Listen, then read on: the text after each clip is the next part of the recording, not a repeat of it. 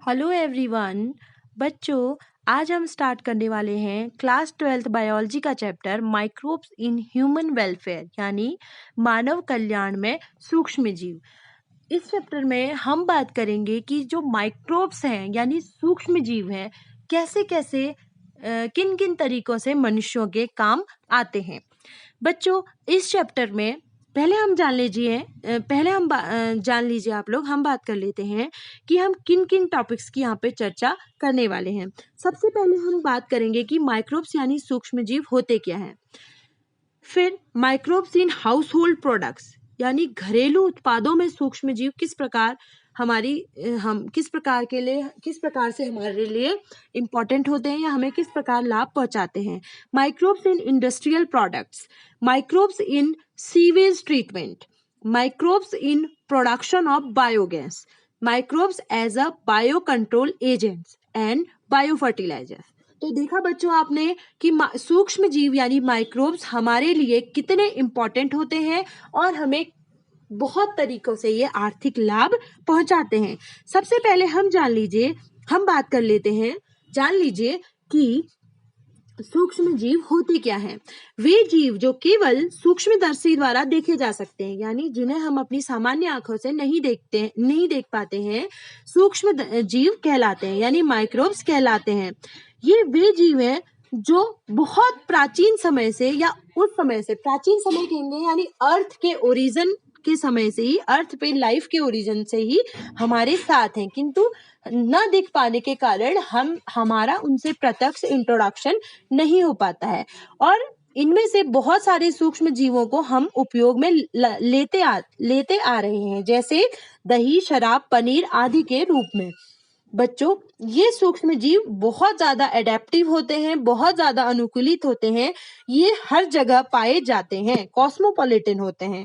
ये कहाँ कहाँ पाए जाते हैं? मिट्टी के नीचे, ध्रुवों की बर्फ में, गर्म झरनों में, अम्लीय पर्यावरण में, इवन गीजर, गर्म पानी के गीजर जिनका तापमान 100 डिग्री सेल्सियस से भी ज्यादा होता है, वहां भी ये पाए जाते हैं। ये शरीर के अंदर या बाहर कहीं भी हो सकते हैं। ये सूक्ष्म जीव विभिन्न प्रकार के होते हैं, जैसे कि कवक, जीवाणु, विषाणु, प्रोटोजोआ, प्रियन, वायरोइड्स। ठीक है, ये बहुत सारे प्रकार के होते हैं। जैसे कुछ आपके चित्र दिए गए हैं, ये बैक्टीरिया है, जीवाणु, ये बैक्टीरियाज हैं, जीवाणु bacillus.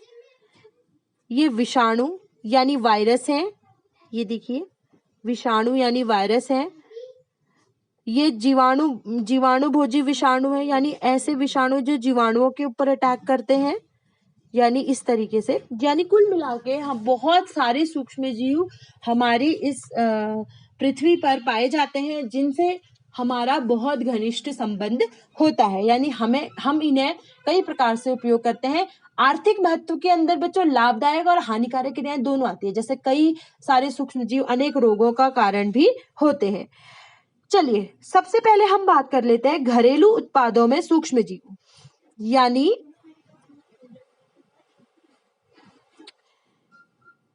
Microbes in house hold products. बच्चों, अनेक घरेलू उत्पादों में सूक्ष्म जीव हमारे काम आते हैं, जिसमें सबसे पहला है दही। दूध से दही बनाने के लिए लैक्टोबैसिलस जीवाणु, LAB, लैक्टिक एसिड बैक्टीरिया का प्रयोग किया जाता है। इसके लिए जब आप घर में दही जमाते हो तो आपने ध्यान दियो, हल्का गर्म दूध होता है और उसमें से थोड़ा सा हम पुराना दही या छाछ डालते हैं। ठीक है, इसको इनोक्यूलेटर कहते हैं, जामन इनोक्यूलेटर। इसमें थोड़े से बैक्टीरिया होते हैं जो 30 से 40 डिग्री सेल्सियस पर धीरे धीरे पूरे दूध को दही में बदल देते हैं। ठीक है, क्योंकि जो इनोक्यूलेशन होता है उसमें क्योंकि थोड़े से इनोक्यूलेशन में बहुत छोटे हैं सूक्ष्म जीव हैं, तो बहुत सारी मात्रा में होते हैं। दूध से दही बनाने पर दूध के पोषक तत्वों में परिवर्तन आ जाता है और इसका विटामिन B12 की मात्रा बढ़ जाती है। जिन लोगों को कैल्शियम के लिए दूध की आवश्यकता होती है, लेकिन उनका डाइजेस्टिव सिस्टम इतना अच्छा नहीं होता है कि वो दूध को पचा पाए, तो वो कैल्शियम के लिए दही का सेवन करते हैं। दही के रूप में जो लैक्टिक एसिड बैक्टीरिया है हमारे शरीर के जो हानिकारक जीवाणु हैं उनको खत्म करता है। स्ट्रेप्टोकोकस थर्मोफिलस और लैक्टोबैसिलस वुल्गारिस भी दही बनाने के काम आता है। लैक्टिक एसिड बैक्टीरिया दूध में उपस्थित जो शर्करा है लैक्टोज, उसको लैक्टिक एसिड में परिवर्तित करता है। दूसरा जो कॉमन प्रोडक्ट है डोसा और इडली। डोसा और इडली का जो चावल और दाल का जो घोल होता है उसको बैटर कहते हैं, उसका फर्मेंटेशन किया जाता है। किण्वन हिंदी में कहते हैं, फर्मेंटेशन इंग्लिश में कहते हैं। उसका फर्मेंटेशन किया जाता है जिससे आटे से क्या होती है, CO2 गैस बाहर निकलने लगती है।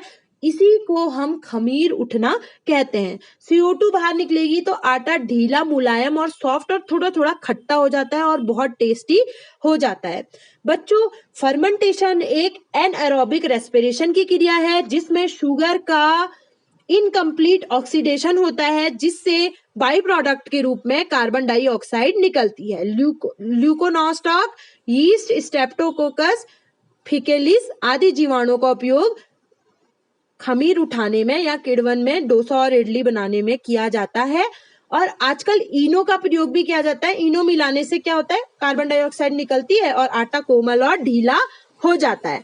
अगला कॉमनली यूज प्रोडक्ट है घर में ब्रेड। बच्चों, ब्रेड या डबल रोटी बनाने के लिए गेहूं के आटे में सैकेरोमाइसिस सेरेवेसी नामक कवक मिलाया जाता है। सैकेरोमाइसिस सेरेवेसी कवक मिलाया जाता है जिसे यीस्ट कहते हैं। यीस्ट का पाउडर भी मिलता है आजकल, ठीक है। तो गूथे हुए आटे को कुछ समय के लिए छोड़ देते हैं और उसमें यीस्ट मिलाकर छोड़ देते हैं जिससे फिर से क्या होने लगता है, फर्मेंटेशन होने लगता है, अवायवीय श्वसन होने लगता है और खमीर उठती है, कार्बन डाइऑक्साइड बाहर निकलती है, ठीक है। क्योंकि ये यीस्ट एमाइलेज, माल्टेज और जाइमेज एंजाइम को सीक्रेट करता है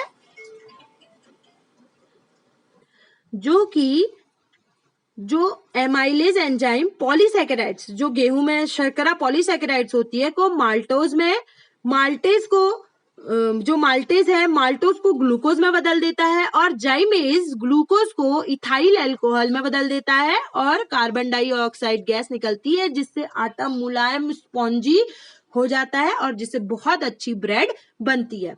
बच्चों, अगला सिंपल प्रोडक्ट है पनीर।